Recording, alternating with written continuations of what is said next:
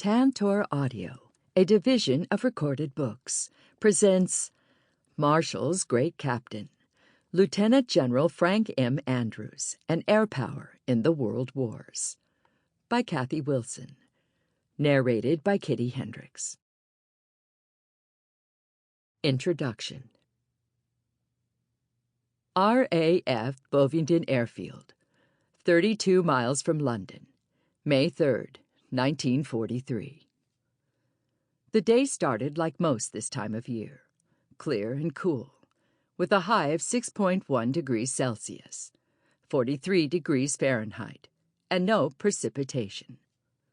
Just 5 hours later, and 2,300 miles from departure, the B-24D Hot Stuff, carrying Lieutenant General Frank M. Andrews and 14 other men, flew into a storm of rain, snow, and ice, with zero visibility, slamming into the side of Mount Fagradalsfjall, near Keflavik, Iceland. 14 of the 15 died, including Andrews. After the accident, General George C. Marshall released a statement that in part said, "No army produces more than a few great captains. General Andrews was undoubtedly one of these, and we mourn his death accordingly." These words were high praise, especially considering that they came from Marshall, who was the U.S. Army Chief of Staff. While individuals are familiar with Joint Base Andrews, formerly Andrews Air Force Base, near Washington, most know little, if anything, about the man for whom it was named.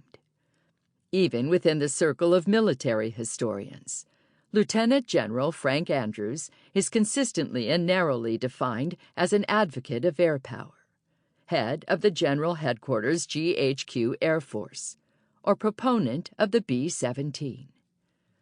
Fewer still acknowledge that he held various important command positions, including the Caribbean Defense Command, U.S. Forces in the Middle East, and Commanding General, U.S. Forces in the European Theater. This last post cast Andrews as Dwight D. Eisenhower's predecessor in that role.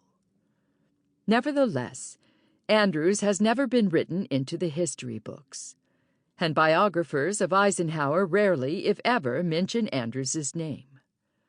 Consequently, Ike's ascendancy to Supreme Allied Commander is often noted as a natural selection, because Marshall was not selected, as Marshall noted in his biography.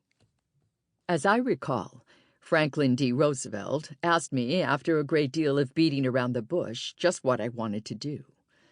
Evidently, it was left up to me. Well, having in mind all this business that had occurred in Washington and what Hopkins had told me, I just repeated again in as convincing language as I could that I wanted him to feel free to act in whatever way he felt was to the best interest of the country, and to his satisfaction, and not in any way to consider my feelings. I would cheerfully go whatever way he wanted me to go, and I didn't express any desire one way or the other.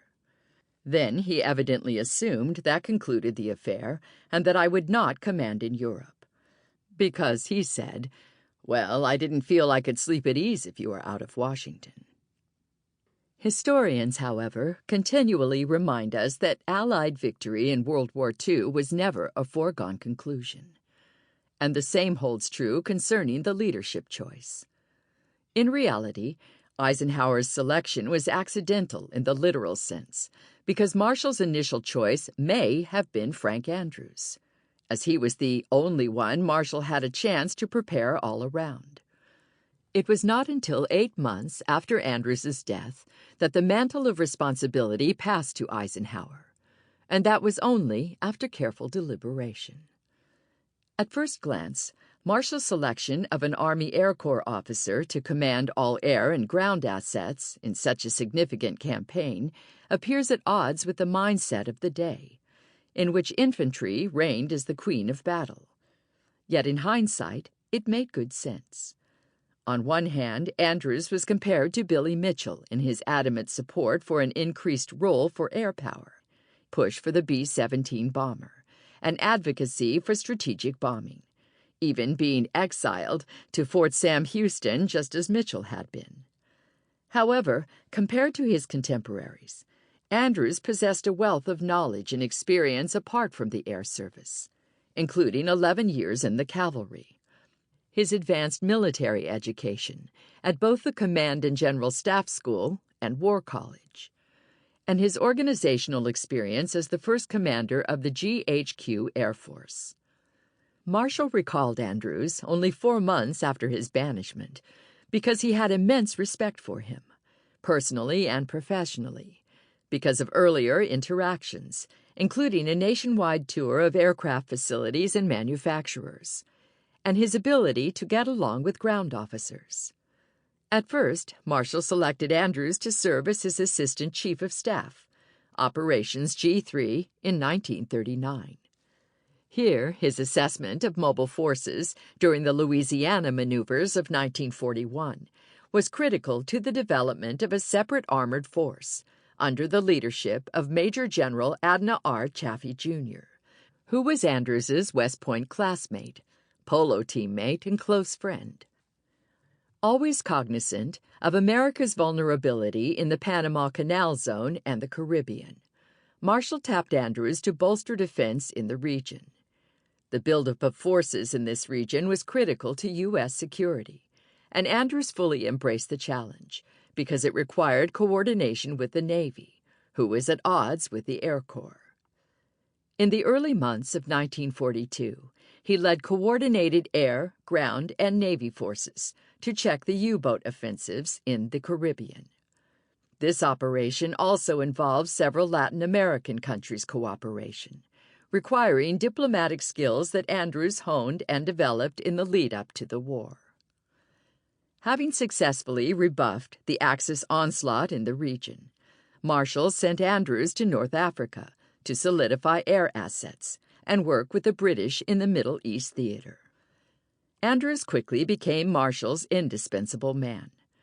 With the pace of war quickening, Marshall once again transferred Andrews to London to command all American forces in the European theater, working with the British, this time in a coordinated plan to invade the European continent.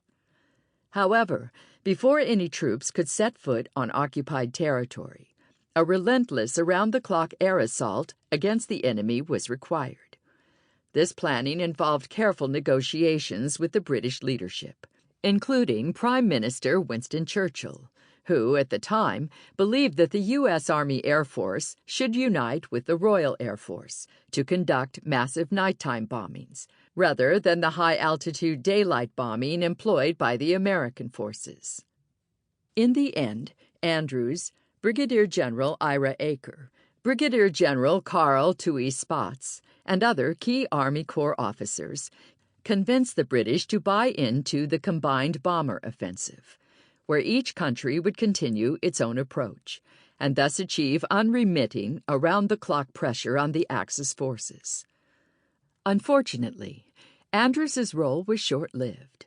His time as commander ended abruptly when Hot Stuff crashed into a mountainside in Iceland, while supposedly en route to the United States to confer with Marshall and Roosevelt.